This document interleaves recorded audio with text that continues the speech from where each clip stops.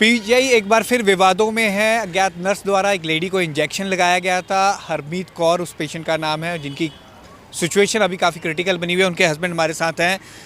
गुरविंदर, ये पूरा इंसिडेंट क्या हुआ था? हालांकि कल पीजीआई ने एक बयान दिया है। उन्होंने कहा है कि उन्होंने ऐसा कुछ नहीं देखा है, ना ही उनके सिक्योरिटी गार्ड्स, ना कोई ऐसा कुछ नज़र में आया है। लेकिन आपके जो अटेंडेंट उस टाइम थे, उन्होंने ऐसा कहा है। उनके तरफ जो फ़ोटो है वो सर्कुलेट की गई है। इसमें कितनी सच्चाई है?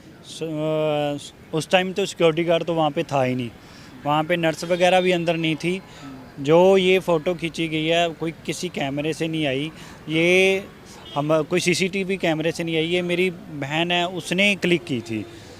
क्योंकि जब वो इंजेक्शन लगाने के लिए आई थी ना लेडीज़, तो वो डॉक्टर का नाम बोल के कह रही है कि मेरे को किडनी वाले डॉक्टर ने भेजा है, तो उसका नाम लेके, क्योंकि हमारा पेशेंट किडनी का था, तो वो इंजेक्शन लगाने लगी। तो जब इंजेक्शन लगाया तो स्मेल बहुत ही ज़्यादा, उसकी गंदी स्मेल आ रही थी। तो दीदी ने रोक दिया कि रुक, मेरे को पहले डॉक्टर से मिला जिसने तेरे को भेजा है यहाँ पे। तो दीदी के वो बोलने लगी दीदी को कि नहीं आप यहाँ पे रुको, मैं डॉक्टर को लेके आती हूँ। तो दीदी कह रहे नहीं, मैं चलती हूँ तेरे साथ, तो डॉक्टर दिखा कौन सा डॉक्टर है। थोड़ा सा बाहर ही गए, वार्ड से बाहर ही निकले हैं, तो वो लड़की है जो वो छुड़ा के भागने लगी। तो इतने में दीदी ने उसकी पिक वगैरह खींची, तो पीछे वार्ड वाले आए, उन्होंने बोला जल्दी जल्दी आ जाओ, आपकी भाभी की कंडीशन है जो सीरियस हो रही है। तो हम लड़की को छोड़ के फिर लड़की तो चली गई भागी, तो हम फिर उस तरफ हो गए, हरमीत की तरफ। जब हरमीत की तरफ हुए तो देखा तो उसके मुंह में जग वगैरह और उल्टियाँ वगैरह कर रहे थे। तो फटाफट डॉक्टरों को बुलाया, उनको बोला जल्दी जल्दी आओ, देखो इनको क्या हुआ है क्या हुआ है।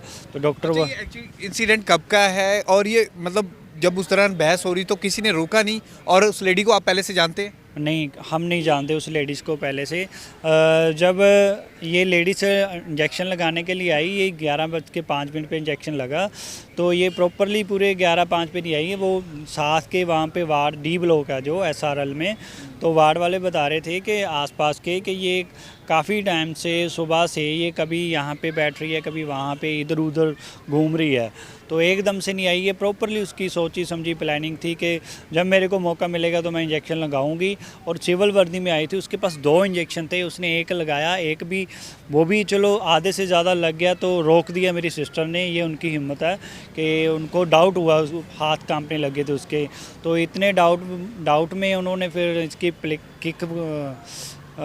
पिक वगैरह क्लिक की, और इतने में फिर हबड़ा दबड़ी मच गई। क्योंकि हरमीत की सिचुएशन है जो बड़ी क्रिटिकल हो गई थी, तो हम डॉक्टरों को बुलाने लगे, सिक्योरिटी गार्ड को बुलाया, फिर वो आए, फिर डॉक्टरों आए, उन्होंने चेक किया। उसके बाद फिर ज़्यादा सीरियस कंडीशन होगी तो फिर उन्होंने ICU में दोबारा भेज दिया।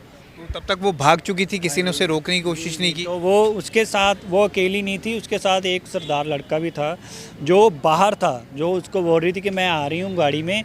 उसको बोल रही थी कि सर आपको ये पेशेंट की सिस्टर मिलने जाती है, तो मैं उसको लेके आ रही हूँ, आप गाड़ी में हो? करें हाँ, वो गाड़ी में हो ना, मैं गाड़ी में ही आ रही हूँ। तो ये है कि वो अब ढोंग कर रही थी। जो दूसरा लड़का था जो इसको लेके जाना, वो गाड़ी में था जी। तो उस टाइम अकेले आपकी सिस्टर ही थी, आप नहीं थे उस टाइम मौके? नहीं, मैं बाहर था, वो मेरे अंदर सिर्फ अकेले मेरी सिस्टर ही थी जी। गुरविंदर, सबसे बड़ा सवाल ये उठता है कि हालांकि ये हुआ क्यों? आपसे क्या रंजिश थी पर्सनल ऐसा कि वो लेडी एक स्पेशल एक इंजेक्शन लगाने के लिए आई? अब सर ये वैसे तो ये जो है हुआ इसीलिए क्योंकि मेरे को धमकी वगैरह मिलती थी। मैंने लव मैरिज करवाई थी, तो मेरे ससुराल वाले परिवार वो हैं, वो कहते थे हम लड़की को भी मार देंगे, तेरे को भी मार देंगे। तो इंडिया में जो बाहर फ़ॉरेन में बैठे हैं वो बोलते थे कि इंडिया में क्या नहीं होता, 1-2 लाख दे के। तो ये सब कुछ प्रॉपरली प्लानिंग है, उनको पता था। जब जो इंजेक्शन लगाने के लिए आई है उसको ये पता था कि हमारा पेशेंट कौन सी जगह पे है और उसको क्या प्रॉब्लम है।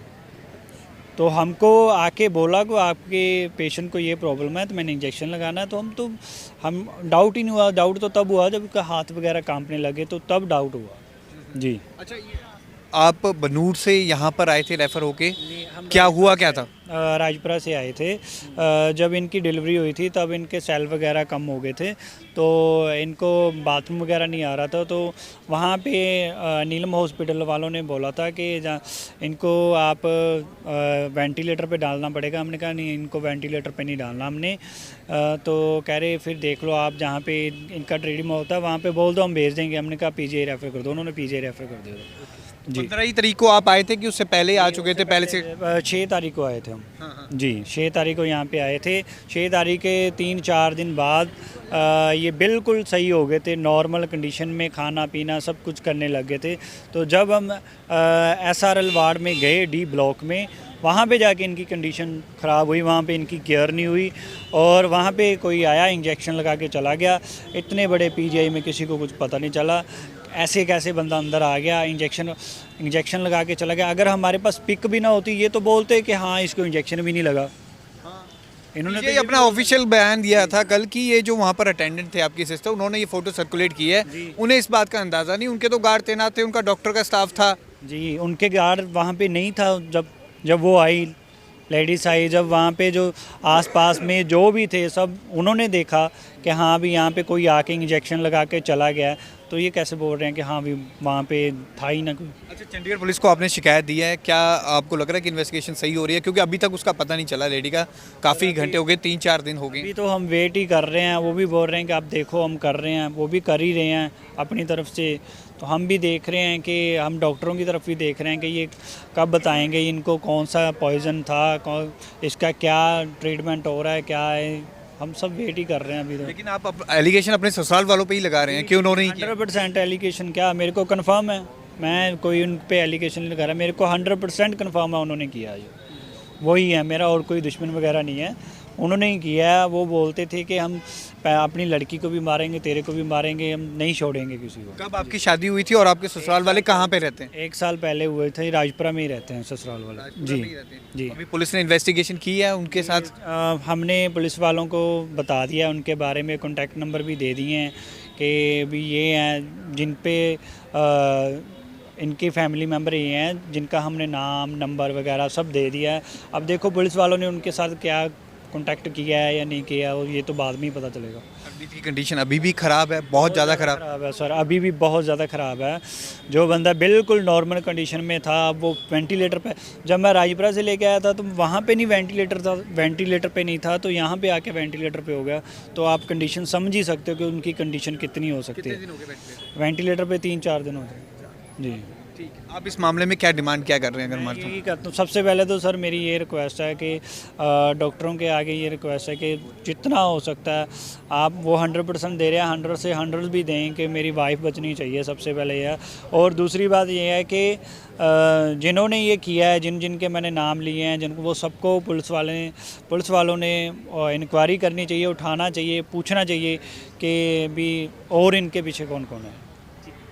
तो हरमीत के हस्बैंड ये हमारे साथ है। हरमीत की कंडीशन बहुत ख़राब हो रही है जैसा कि इन्होंने बताया, और इन्होंने आरोप अपने ससुराल पक्ष में लगाए हैं। हालांकि चंडीगढ़ पुलिस इस पूरे मामले की अभी इन्वेस्टिगेशन करी है और उस लेडी का अभी तक पता नहीं चल पाया। कैमरामैन रजत के साथ भगवत सिंह, पंजाब केसरी, जगबानी टीवी, चंडीगढ़।